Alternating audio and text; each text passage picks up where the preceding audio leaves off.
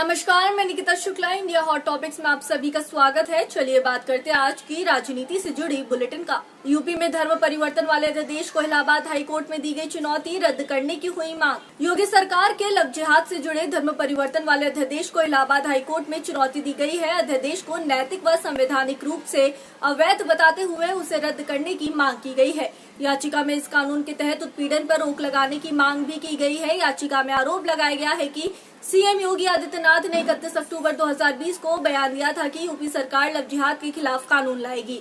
CM का मानना है कि मुस्लिम युवकों द्वारा हिंदू लड़की से शादी धर्म परिवर्तन कराने का एक षड्यंत्र का हिस्सा है। केंद्रीय कृषि मंत्री ने कहा, आंदोलन का माहौल बिगाड़ने की कोशिश में है कुछ लोग। सरकार किसानों और उनके नेताओं से उनकी मांगों को लेकर बात कर रही है। उनका आंदोलन भटकना नहीं चाहिए, यह उनकी जिम्मेदारी है। अन्य मुद्दों पर पोस्टरबाजी से आंदोलन कमजोर होगा। किसानों के आंदोलन में दिल्ली दंगों के आरोपित की रिहाई के पोस्टर को लेकर केंद्रीय कृषि मंत्री नरेंद्र सिंह तोमर ने शुक्रवार को यह बात कही।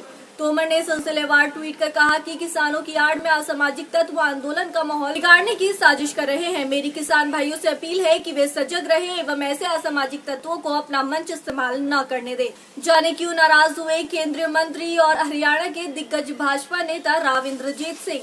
अहिरवाल बेल्ट के कद्दावर नेता और केंद्रीय मंत्री राव इंद्रजीत सिंह ने अपनी बेटी आरती राव के नगर परिषद रेवाड़ी के प्रधान पद का चुनाव लड़ने की तमाम अटकलों पर विराम लगा दिया है। उन्होंने आरती का नाम आगे बढ़ाने को एक साजिश करार देते हुए कहा कि हमारा लक्ष्य कभी भी छोटे चुनावों की तरफ नहीं रहा। नगर परिषद व नगर पालिका चुनाव में हम अपने कार्यकर्ताओं को सम्मान देने के पक्षधर हैं। बता दें कि आगामी 27 दिसंबर को नगर परिषद के प्रधान पद के लिए चुनाव होना है। ऐसे में कयास लगाए जा रहे हैं कि इसमें बिहार के पूर्व मुख्यमंत्री लालू प्रसाद यादव की बेटी और पूर्व मंत्री कैप्टन अजय सिंह यादव की बहू अनुष्का राव भी हाथ आजमा सकती हैं।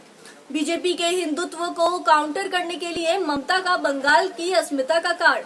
जैसे जैसे पश्चिम बंगाल विधानसभा चुनाव नजदीक आ रहा है, बीजेपी और टीएमसी के बीच टकराव हिंसक होता जा रहा है। बीजेपी अगले साल की शुरुआत में होने वाले चुनाव में नंबर 2 से नंबर 1 पार्टी बनने की कवायद में है, तो वहीं ममता बनर्जी के सामने अपनी सत्ता बचाए रखने की चुनौती है।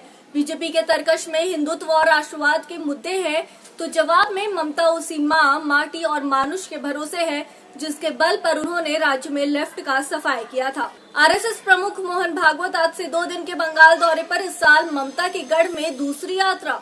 पश्चिम बंगाल में चुनाव की तैयारियों को लेकर बीजेपी ने तैयारियां तेज कर दी है। केंद्रीय गृह मंत्री अमित शाह 19 दिसंबर को पश्चिम बंगाल आने वाले हैं। उनसे पहले राष्ट्रीय स्वयंसेवक संघ के प्रमुख मोहन भागवत 12 दिसंबर शनिवार को पश्चिम बंगाल के 2 दिवसीय दौरे पर होंगे। अगस्त 2019 के बाद से यह उनका 5वां बंगाल दौरा है।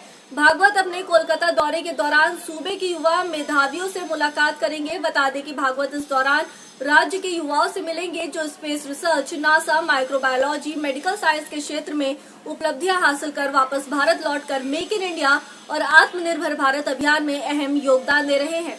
उम्मीद करते हैं कि आपको ये वीडियो पसंद आई होगी। तो रखिए हर खबर पर अपनी नजर। इंडिया हॉट टॉपिक्स के साथ सब्सक्राइब करें हमारे चैनल को और देखते रहें देश भर के लेटेस्ट अपडेट्स।